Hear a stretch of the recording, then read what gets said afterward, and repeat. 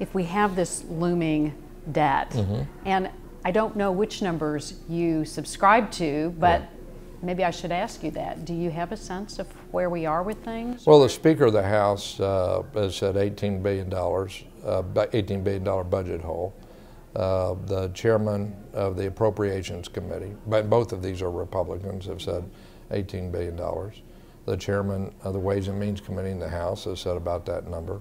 And those numbers are supported by the nonpartisan Legislative Budget Board.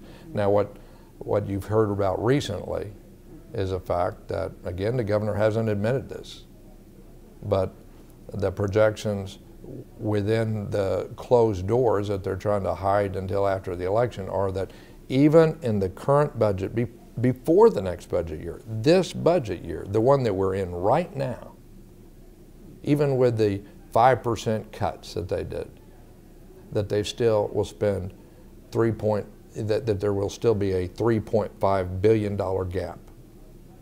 And because we can't, under our Constitution, do deficit spending, that will mean $3.5 billion during the next fiscal year, which cannot be spent.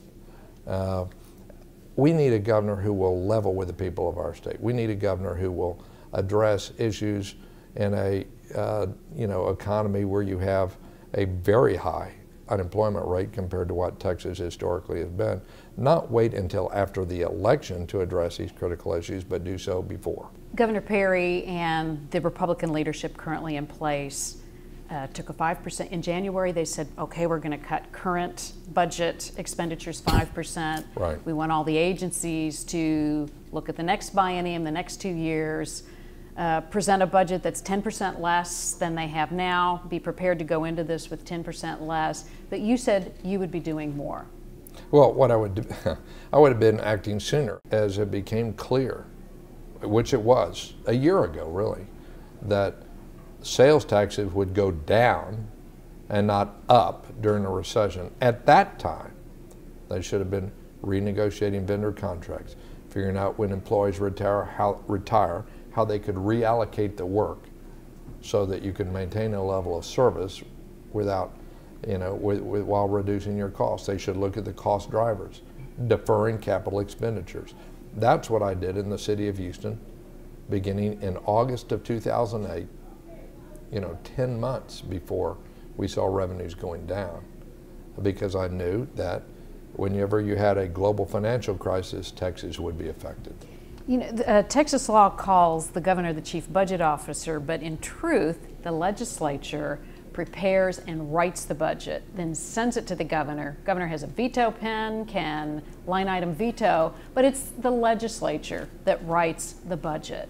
So how would you influence them? The governor is a convener. The governor can speak to the priorities of the public.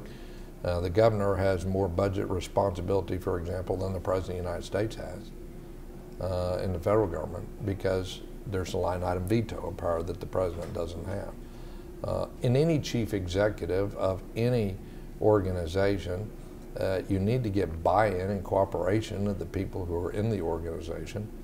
But you also need to set the goals, and you need to set the targets, and you need to talk to the public and reflect the public's views concerning priorities. I'll give you an example. In Texas right now, the public knows that there are cartels across the border. There's gangs activities.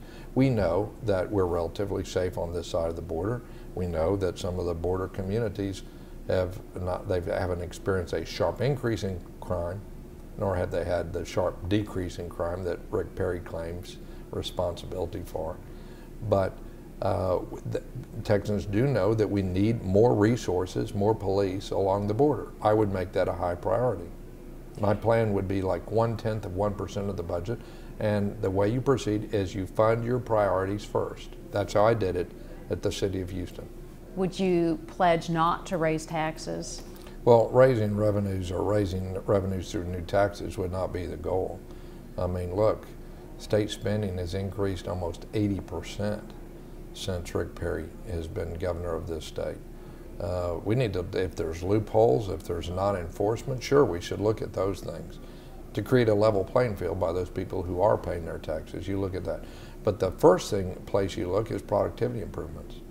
That's what you would do in any organization. That's what I did within the city of Houston. I want to ask you about the Houston budget.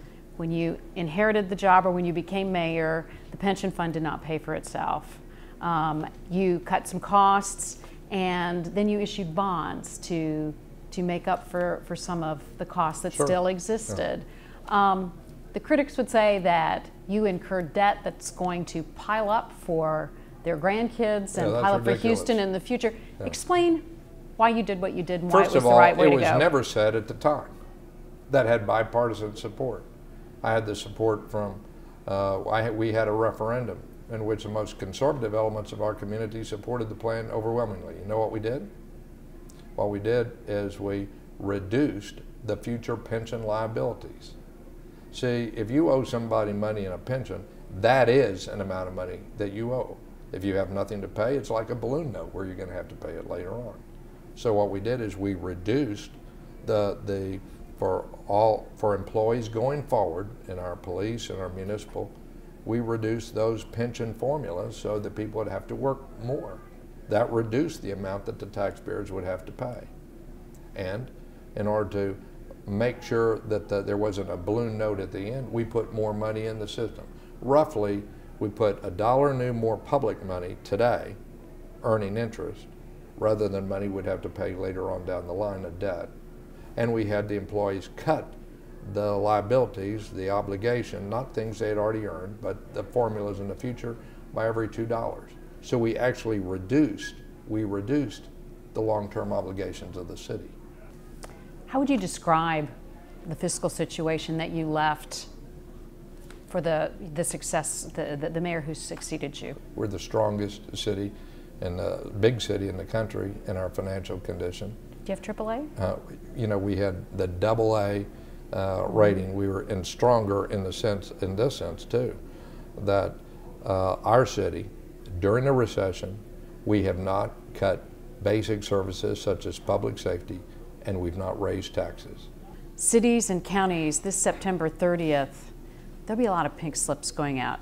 And I can't imagine that the state government isn't going to eliminate a whole lot of jobs. What can you tell employees who work for the state, the thousands and thousands who are probably quaking in their boots wondering what in the heck is going to happen to my job? Well, I'm going to meet with you when I'm governor, which will be a change of pace. I'm going to talk to employee groups. We're going to lay the books out. If you let employees know that you appreciate what they do and you will listen to their suggestions of what we do in a budget crisis, you will find you'll have better employee morale, better service, and actually you'll get a whole lot better ideas of how you can make things more efficient than somebody sitting, you know, in a cubicle in Austin. One place I'd look to cut and cut big, and I still say it, is the advertising budget within the governor's office went up from about 6,000 to over 20 million. Okay? Is this tourism necessarily or other kinds of advertising? It's advertising. It's advertising himself, the state of Texas, and all this. That's one of the things you're going to have to take a look at when you have a downturn in the economy. You got to start with leadership at the top. Andrea and I are going to move out of that $10,000 rental mansion into a double-wide trailer. You're really serious about this. We're going to do this because it's not the politics and the image, it's the message that's sent to state employees. See, when we saw the downturn coming a couple of years ago and began preparing and told city employees that there would be vacancies that would not be filled, they had to pick up the slack. I didn't send out a press release. I don't think, to this day, I don't know whether there's been any press on it. But I told the people in the HR department, cut my salary. I cut it as we're going in that last fiscal year, and I told the department directors that the highly compensated employees have to set an example. I'm setting this example. Rick Perry continues to live this extravagant lifestyle, and it sends a wrong message, not only to taxpayers who have to pay for it, but to the state employees. Because how can you tell somebody, and forget the employees, the customers, the people who are going to community colleges, the students that need more technology in the classroom, how can you tell them, well, these are tough times, you got to tighten the belt, when you don't see it occurring in the extravagant taxpayer funded lifestyle of the governor?